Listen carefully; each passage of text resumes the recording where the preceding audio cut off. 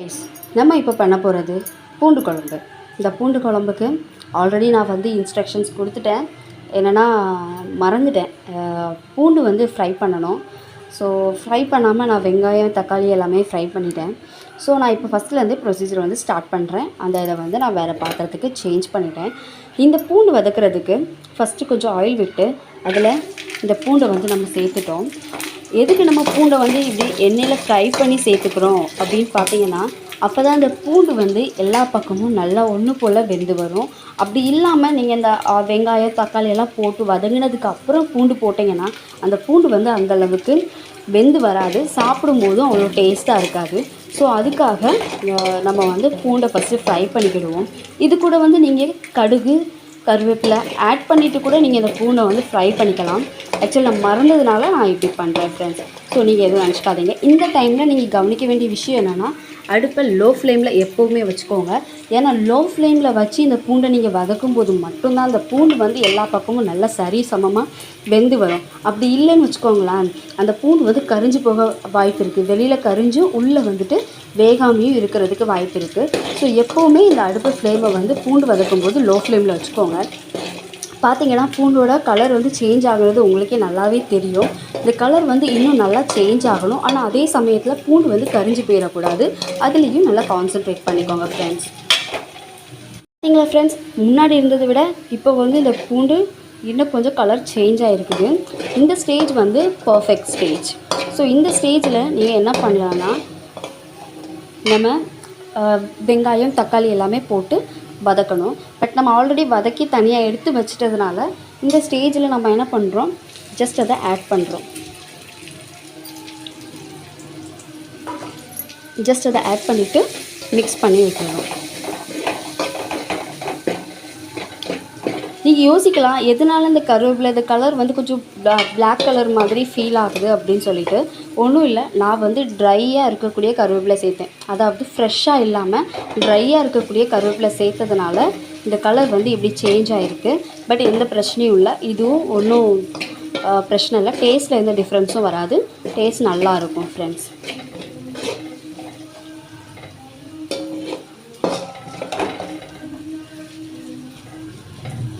தெரியுதா ஃப்ரெண்ட்ஸ், பார்க்கும்போதே எவ்வளோ எம்மியாக இருக்குதுன்னு.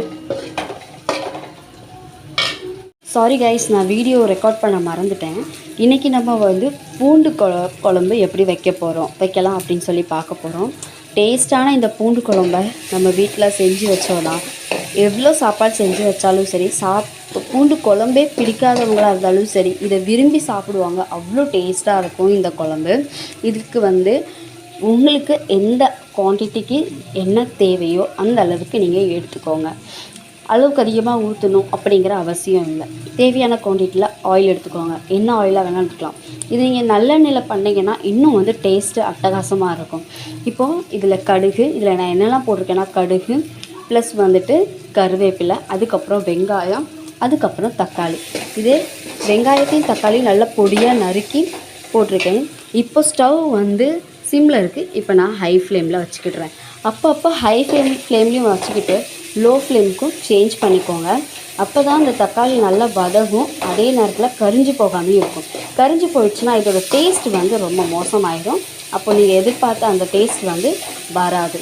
ஸோ அதை நீங்கள் பார்த்துக்கோங்க ஃப்ரெண்ட்ஸ். இப்போ வந்து இந்த வெங்காயம் தக்காளி பூண்டு எல்லாமே நல்லாவே வதங்கிருச்சு. இப்போ இந்த ஸ்டேஜில் நம்ம கொஞ்சமாக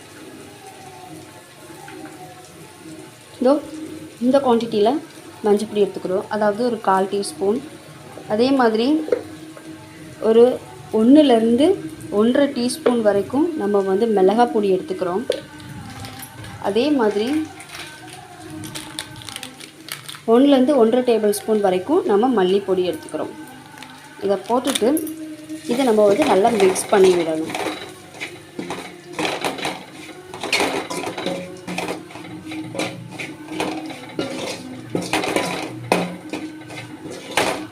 இதை நம்ம நல்லா மிக்ஸ் பண்ணி விட்டுட்டு இதுக்கப்புறம் நம்ம ஆல்ரெடி மிக்சரில் போட்டு தேங்காய், ஜீரகம், வெங்காயம், பூண்டு இதையெல்லாம் சேர்த்து கொஞ்சமாக தண்ணி ஆட் பண்ணி நல்ல ஃபைன் பேஸ்ட்டாக நம்ம வந்து கோகனட் மிக்சர் வந்து ரெடி பண்ணி வச்சுருக்கோம்.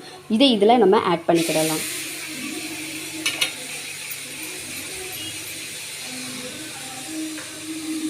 இதை ஆட் பண்ணிவிட்டு நல்லா மிக்ஸ் பண்ணிக்கோங்க.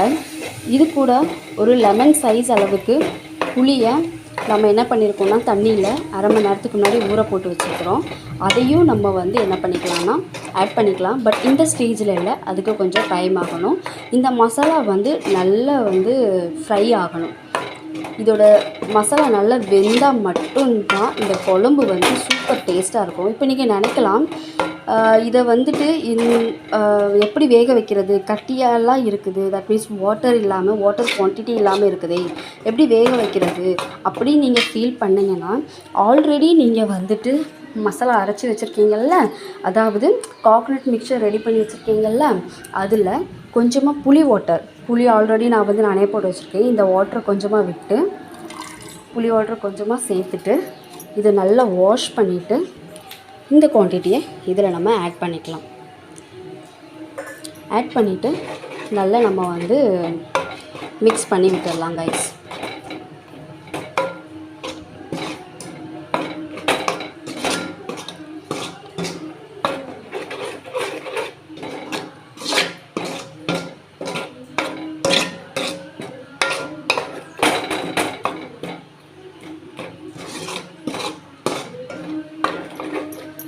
மிக்ஸ் பண்ணியாச்சு. இந்த ஸ்டேஜில் உங்களுக்கு இன்னும் கொஞ்சம் தண்ணி வேணும், இன்னும் ட்ரையாக இருக்குது, தண்ணி இல்லாமல் ஃபீல் ஆகுது, வாட்டர் கண்டென்ட் இல்லாமல் ஃபீல் ஆகுது அப்படின்னு நீங்கள் யோசிச்சிங்கன்னா கூட கொஞ்சம் உங்கள் தேவைக்கு நீங்கள் வந்து வாட்டரை மிக்ஸ் பண்ணிக்கலாம்.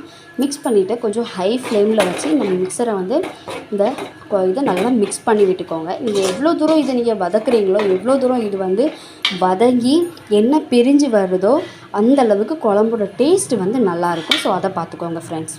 பார்த்தீங்களா கைஸ் எந்த அளவுக்கு நல்லா வெந்திருக்கு அப்படின்ட்டு. ஸோ இந்த டைமில் நீங்கள் வேணும்னா கொஞ்சம் காஷ்மீரி சில்லி பவுடர் இருந்துச்சுன்னா அது ஒரு ஸ்பூன் போட்டுக்கோங்க. ப்ளஸ் வந்து பார்த்தீங்கன்னா இதை விட நல்லா வேகணும்னு நினச்சிங்கனாலும் தாராளமாக வேக வச்சுக்கலாம். வேணும்னா இந்த டைமில் நீங்கள் கொஞ்சம் ஆயில் கூட ஆட் பண்ணிக்கலாம். எனக்கு ஆயில் வேண்டாம், ஸோ நான் இதோட ஸ்டாப் பண்ணிட்டேன். உங்களுக்கு வேணால் இன்னும் கொஞ்சம் நீங்கள் ஆயில் ஆட் பண்ணி இன்னொரு 5 நிமிஷம் இதை நீங்கள் ஸ்லிம்மில் வச்சு வேக வச்சிங்கன்னா இன்னும் நல்லா சூப்பராக வெந்துடும். ஸோ இந்த டைமில் நீங்கள் என்ன பண்ணிக்கோங்க, நான் புளியை வந்து 2 டைம் வாஷ் பண்ணி கரைச்சி ஊற வச்சு எடுத்து வச்சுருக்கேன். அந்த வாட்டரை நான் வந்து ஆட் பண்ணிக்கிறேன். இதையும் நான் வந்து மிக்ஸ் பண்ணிக்கிறேன்.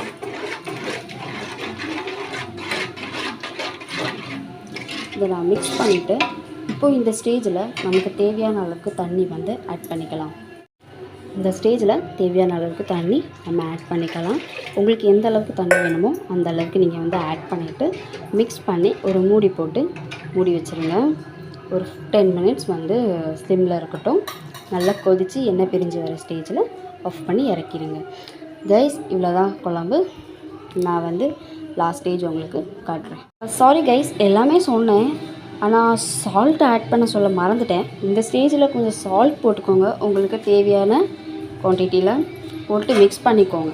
ஓகே கைஸ் குழம்பு வந்து எவ்வளோ அழகாக வந்திருக்குன்னு வீடே மணக்குது கைஸ். எங்கள் வீட்டில் என் ஹஸ்பண்ட் வந்துட்டு என்ன சமையல் பண்ணிகிட்ருக்க, அவ்வளோ டேஸ்ட்டாக இருக்குது, ஸ்மெல் வரைக்கும் ஸ்மெல்லே எனக்கு இழுக்குது அப்படின்னு சொல்கிற அளவுக்கு அவ்வளோ அழகாக இருக்குது. அவங்கள அங்கேருந்து அப்படி இழுத்துட்டு வருது ஸ்மெல். அவ்வளோ தூரம் அந்த குழம்பு வந்து டேஸ்ட்டாக இருக்கும். நீங்கள் இதை வீட்டில் ட்ரை பண்ணி பார்த்துட்டு எப்படி இருக்குதுன்னு கமெண்ட் பண்ணுங்கள். உங்களோட ஒவ்வொரு கமெண்ட், லைக், ஷேர், சப்ஸ்கிரைப் எல்லாமே எனக்கு ரொம்ப முக்கியம். நீங்கள் பண்ணுற கமெண்ட்டை வச்சு தான் என்னோடய வீடியோ எந்தளவுக்கு நல்லா இருக்குது அப்படிங்கிறதே நான் தெரிஞ்சுக்க முடியும். ஸோ ப்ளீஸ் எதுவும் தப்பு இருந்தாலும் தயவு செஞ்சு கமெண்டில் மென்ஷன் பண்ணுங்கள். அதே மாதிரி சப்ஸ்கிரைப் பண்ணிடுங்க, அந்த பெல் ஐக்கானை ப்ரெஸ் பண்ணிக்கோங்க. அப்போ தான் நான் போடக்கூடிய அடுத்தடுத்த வீடியோஸ் உங்களுக்கு நோட்டிஃபிகேஷனாக வரும். இங்கே பார்த்து என்ஜாய் பண்ணுங்கள். Thanks friends.